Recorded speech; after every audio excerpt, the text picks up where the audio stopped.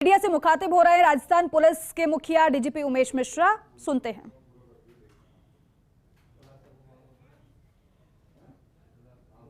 प्रयत्नशील रहती है।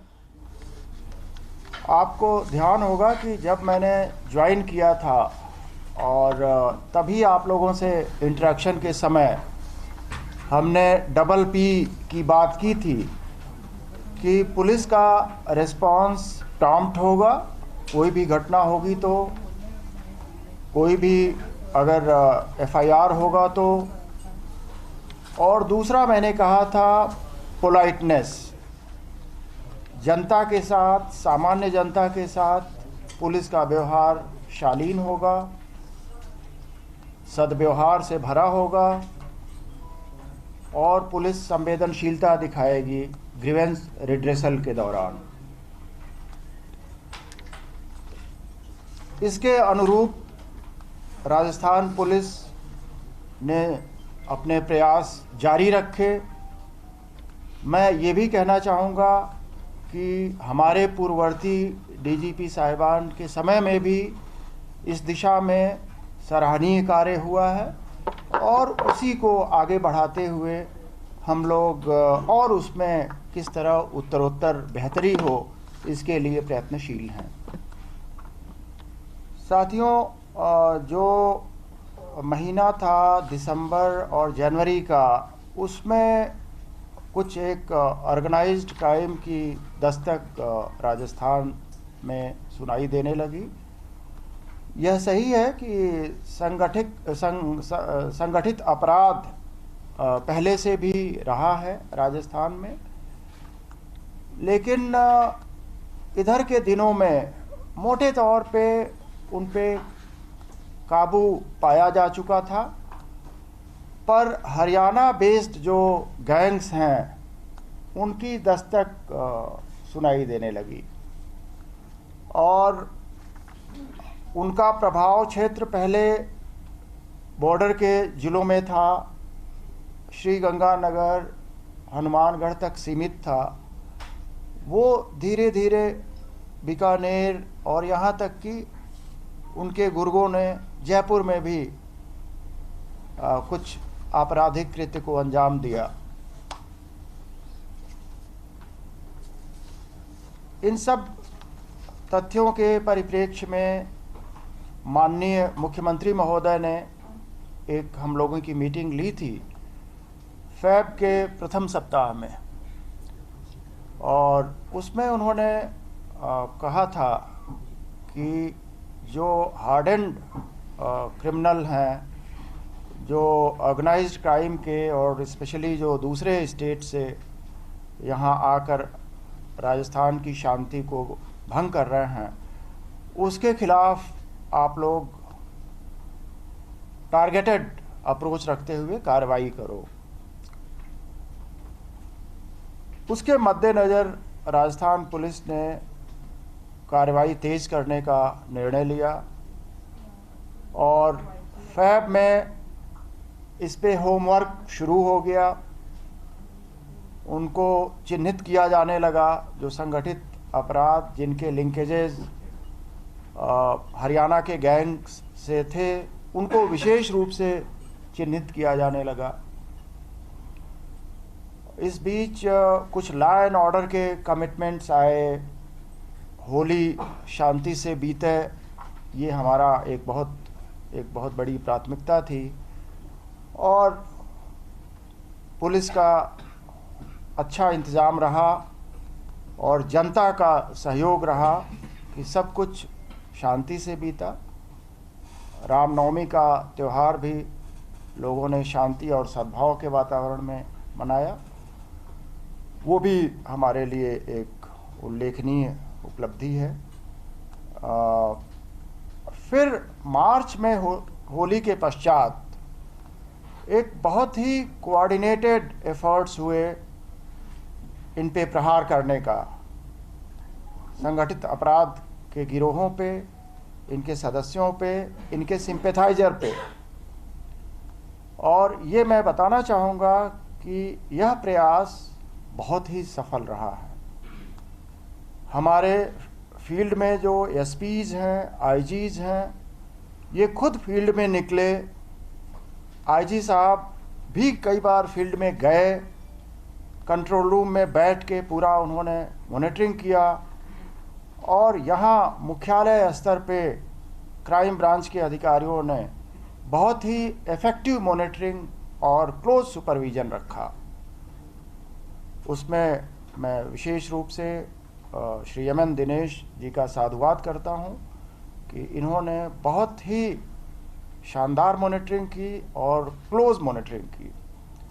इसका प्रतिफल ये हुआ कि अपराधियों में हड़कंप मच गया और रिकॉर्ड संख्या में अपराधी पकड़े गए, जेल के शिकंजों के अंदर कर दिए गए, लॉकअप हमारे भर गए। और वैसे जो डिटेल्ड आंकड़े हैं वो आपको सर्कुलेट हो जाएंगे, वो आप देख लीजिएगा। बट मोटे तौर पे इस मार्च और अप्रैल के जो अभी कल तक के दिन को लेते हुए 13,000 अपराधियों को सब्सटेंटिव ऑफेंसेस में अंदर कर दिया गया है। 151 को भी अगर उसमें शामिल करेंगे तो ये आंकड़ा 19,000 से भी ज़्यादा हो जाता है, तकरीबन 20,000 हो जाता है। इन सबका बड़ा सुखद रिजल्ट ये आया कि मार्च के महीने में जब हमने कंपेयर किया लास्ट ईयर के मार्च से, तो उसमें 9% की अपराधों में कमी आई है। हालांकि मैं यहाँ यह भी कहना चाहूँगा कि आंकड़ों में मैं बहुत ज़्यादा आंकड़ों को महत्व नहीं देता, लेकिन आंकड़ा भी एक चीज़ है, वो अगर हमारे अनुकूल है तो मैं क्यों ना आपसे शेयर करूं। उसमें रिडक्शन हुआ है, लेकिन जो उससे ज़्यादा बड़ी बात है वो ये है कि जनता से, पत्रकार बंधुओं से और जो बौद्धिक वर्ग है उससे भी जो हमें फीडबैक मिल रहा है वो बड़ा पॉजिटिव मिल रहा है। वो पुलिस के ऑपरेशंस की सराहना कर रहे हैं और वो कह रहे हैं कि न केवल इसको जारी रखिए बल्कि इसको और गति दे दीजिए और बढ़ा दीजिए। तो मैं कहना चाहूँगा कि ये अभियान जारी रहेगा, इसको और गति दी जाएगी। और पुलिस की वैसे भी हमने जो नए साल में जो प्रायोरिटी रखी है वो आपने देखा होगा, नंबर 1 प्रायोरिटी तो यही है, हार्डकोर क्रिमिनल, संगठित अपराध, इसके विरुद्ध कार्रवाई और इंटेलिजेंस लेड ऑपरेशंस। और मैं आपको ये भी शेयर करना चाहूँगा कि ऐसा लगता है कि आज ही होना था आप लोगों के कंजम्पशन के लिए कि रात में एक बड़ा सक्सेसफुल ऑपरेशन सीआईडी राजस्थान ने रन किया और वहाँ स्थानीय पुलिस के सहयोग से 4 तस्करों को दबोचा है जैसलमेर से, और उनके पास से 9 केजी हेरोइन जो संभवतः ड्रोन से ड्रॉप किया गया है उसको बरामद किया है। इसके लिए भी मैं टीम सीआईडी को बहुत बहुत बधाई और शुभकामना देता हूँ। तो साथियों, ये रही मोटे तौर पे हमारी बात। और मैं इसके बाद डीजी साहब साइबर क्राइम को मैं निवेदन करूंगा कि वो संक्षेप में अपनी बात रखें, और उसके बाद जो प्रॉम्प्टनेस हमारी रही केसेस में, कई केसेस में उल्लेखनीय जो बताने लायक, जैसे जी क्लब की फायरिंग के बाद जयपुर पुलिस ने 2 या 3 दिन के अंदर ही उनको दबोच लिया अपराधियों को।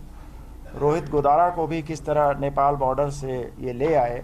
तो इस तरह ऋतिक बॉक्सर को नेपाल बॉर्डर से हमारी पुलिस ले आई और रोहित गोदारा बाहर बैठा है, लेकिन हमने रेड कॉर्नर नोटिस जारी करा लिया है और हम लोग सीबीआई के संपर्क में हैं। जो शेष 2 हमारे बाहर बैठे हैं अपराधी, उनको भी जल्दी ही हम रेड कॉर्नर जारी करा देंगे। तो वो सर्वप्रथम रवि प्रकाश साहब बात करेंगे, फिर एमएन दिनेश जी बात करेंगे, एंड लॉ एंड ऑर्डर से कोई बात पूछना होगा तो हमारे एडीजी साहब बताएंगे। नमस्कार साथियों, जैसा कि डीजी साहब ने अभी काफ़ी विस्तार से आपको अपराध नियंत्रण की बातें बताई। साइबर क्राइम भी अब बढ़ता हुआ एक निरंतर बढ़ता हुआ अपराध है, और साइबर क्राइम एक ऐसा अपराध है जो बॉर्डरलेस है, ग्लोबल है, और इसके जो चुनौतियां और चैलेंजेस हैं वो कन्वेंशनल क्राइम से कहीं ज़्यादा चुनौतियां हैं। इसलिए भी चुनौतीपूर्ण है क्योंकि अभी हमारी जो कैपेसिटी है बिल्डिंग, हमारी जो ट्रेनिंग है और हमारा जो कैपेबिलिटीज़ हैं वो अभी जिस स्तर की होनी चाहिए उस स्तर की नहीं है। उस पर लगातार काम हो रहा है, और सबसे पहला काम तो राज्य सरकार ने ये किया कि 32 जिलों में साइबर क्राइम पुलिस स्टेशन की स्थापना की घोषणा की, जिसमें हर थाने पर 15 साइबर क्राइम के जो विभिन्न पदाधिकारी हैं, इंक्लूडिंग डिप्टी एसपी जो हेड करेगा उस साइबर क्राइम पुलिस स्टेशन को, उस बारे में आदेश जारी किए जा चुके हैं। ये थाने, मैं आपकी जानकारी के लिए बता दूं कि थाने फंक्शनल हो चुके हैं और सब में एफआईआर दर्ज करने की प्रक्रिया प्रारंभ हो चुकी है। हालांकि ये भी सही है कि बहुत सारे अभी साइबर जो कंप्लेंट्स हैं उनको एफआईआर के रूप में परिवर्तित करना हमारा टारगेट रहेगा, और इस वर्ष में अधिक से अधिक जो कंप्लेंट्स हैं उनको एफआईआर में तब्दील करने का हम प्रयास करेंगे। ये प्रयास इसलिए भी अब सफल हो पाएगा क्योंकि करीब 1600 लोगों को हम लोग ट्रेनिंग विभिन्न देश के विभिन्न उच्च प्रशिक्षित संस्थाओं में प्रशिक्षण दिला चुके हैं, और इनके प्रशिक्षण होने के बाद ये जो कंप्लेंट्स हैं वो एफआईआर में तब्दील होने लगेंगी।